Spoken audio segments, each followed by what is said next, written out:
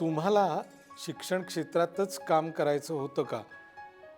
हा प्रश्न विचारण्याचा काळही तो खरं नव्हता. पण खरंच मनापासून तुम्हाला शिक्षणात काय शैक्षणिक क्षेत्रात काम करायचं होतं किंवा काय घडलं असं त्या काळात? मला मुळामध्ये सांगायला हरकत नाही की मला इंजिनियर व्हायचं नव्हतं. नव्हतं मला डोक्यामध्ये स्वप्न असं होतं की आपल्याला कलेक्टर व्हायचं. पण ज्याला इंजिनियरच व्हायचं नाही तो इंजिनियर होतो आणि MIT सुरू करतो.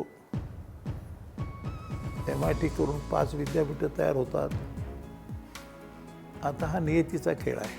त्यांनी मार्क पाहिले आणि ते म्हणाले तुला इतके चांगले मार्क्स आहेत 80-82 त्यावेळेसचे आणि तू आर्ट्सला कशाला जातो? तर म्हणलं मला कलेक्टर व्हायचं आहे.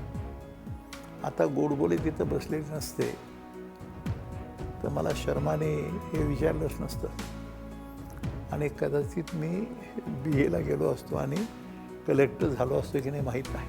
3री पास फक्त. अशा वसंतदादा पाटलांनी निर्णय घेतले आणि ते निर्णय घेऊन त्याच्यानंतर ह्या प्रवास सुरू झाला प्रायव्हेट कॉलेजेसचा आणि त्याचं हे आजचं जे स्वरूप आहे ते स्वरूप साकार व्हायला खरे वसंतदादा पाटील हे कारणीभूत आहेत. तर MIT जेव्हा निघाली तर MITमध्ये पहिला रिझोल्युशन केला आहे. अजून आमच्याकडे आहे तो रिझोल्युशन केला पहिला की हे सर्व जे कार्य उभं राहत आहे आळंदी देऊचं सुद्धा हे सर्व माऊलीची कृपा आहे.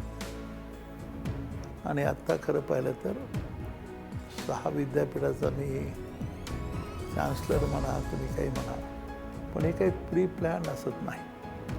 हा ईश्वरी संकेत आहे.